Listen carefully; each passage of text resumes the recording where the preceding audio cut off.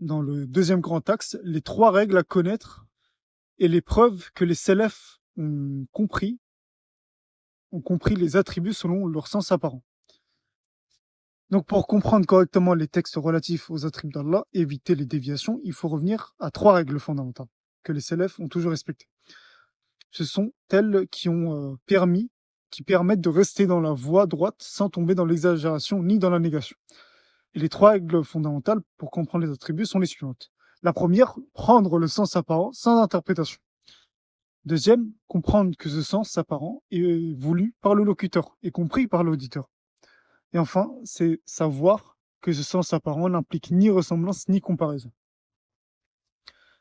Et contre les gens dans l'interprétation, il faut rappeler que la révélation dispense de toute interprétation ou explication qui détournerait du sens apparent. La première règle, c'est donc de comprendre les textes relatifs aux attributs d'Allah selon leur sens apparent, tout simplement. Et la révélation est claire. Elle n'a pas besoin, elle n'a pas été révélée pour embrouiller les gens, ni pour qu'ils cherchent des sens cachés derrière ce mot, ou derrière chaque mot. Par exemple, quand Allah dit « il entend », on comprend qu'il a l'attribut de l'ouïe. On ne dit pas « cela veut dire qu'il comprend tout ». Ça, c'est une interprétation forcée. Non, il entend comme il l'a dit. Et contre les mufawwida, et donc c'est la deuxième règle qui s'applique ici. Et le sens apparent du texte est celui qui est voulu par le locuteur, et qui est compris naturellement par l'auditeur.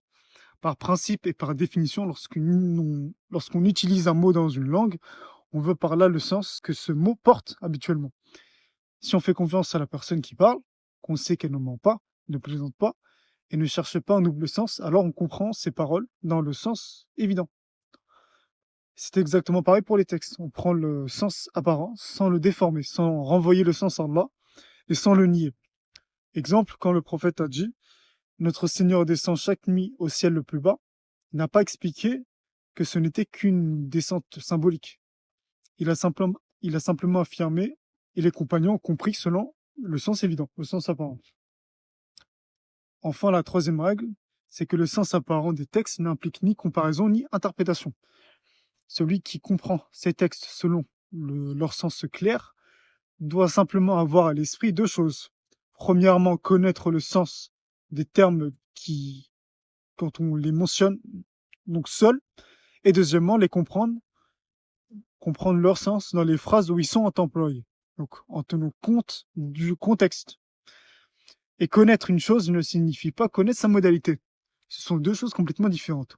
On connaît le sens des attributs d'Allah, mais on ne connaît pas leur comment, c'est-à-dire leur kéfir. Exemple, un humain a une main, Allah a une main aussi. Allah, il a mentionné avoir une main. Mais on ne compare pas les deux. Allah a une main qui lui est propre, parfaite, sans ressemblance, et sans ressemblance avec les créatures, avec la nôtre notamment. Maintenant, on peut citer les preuves de ces 3 règles-là. Comment on peut les affirmer avec certitude? Pour la première preuve, pour la première règle, la révélation est une guidée. Elle a été facilitée pour les gens. Il est donc impossible que comprendre les textes dans leur sens apparent mène à la comparaison avec les créatures, mène à un anthropomorphisme. C'est aussi impossible qu'un texte ait un sens apparent, mais qu'on soit en réalité obligé d'aller chercher un sens caché qui contredirait le premier. Ce raisonnement ne tient que si on suppose que la révélation aurait été envoyée pour embrouiller ou égarer, ce qui est faux. Le sens apparent d'un mot, c'est celui qui vient en premier à l'esprit, de celui qui maîtrise la langue arabe, celui qui maîtrise la langue en question. C'est ce sens qu'on affirme sans se détourner de lui. Pour la deuxième preuve, pour la deuxième règle, il y a unanimité chez les savants sur le fait qu'il est interdit de retarder l'explication d'une chose lorsque son explication est nécessaire. Donc, si le sens apparent des textes sur les attributs mènerait à l'égarement, alors pourquoi le prophète ne l'a-t-il jamais dit? Et s'il fallait comprendre ces textes dans un sens symbolique ou caché, il aurait été nécessaire que le prophète explique cela clairement. Car sinon, cela signifie qu'il a laissé sa communauté dans l'erreur. Or, si on suit leur raisonnement, prendre les textes selon leur sens apparent mènerait même à ce qu'ils appellent du kufr akbar, donc de la mécréance majeure, en tombant dans l'anthropomorphisme.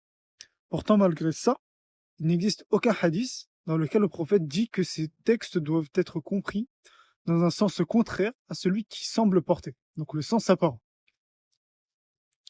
Et enfin, pour la troisième règle, on sait qu'il y a consensus chez les compagnons sur le fait que les textes sur les attributs doivent être compris selon leur sens apparent. Deux choses le prouvent. D'abord, ils n'interrogeaient pas le prophète à ce sujet. Ils n'ont jamais demandé à réinterpréter ou à changer le sens de ces textes. Ensuite, ils n'ont jamais transmis à leurs élèves, parmi les tabi'in, que ces textes devaient être compris dans un sens autre que celui apparent. Cela montre que cette compréhension claire, directe et fidèle au sens apparent, au sens premier, était bien celle des salafs. Il faut donc bien saisir que la ressemblance qu'on nie ici, elle a attrait à la réalité de la tribu, autrement dit à son essence. Et la ressemblance dans le nom n'est pas concernée par l'anthropomorphisme, ça n'a rien à voir.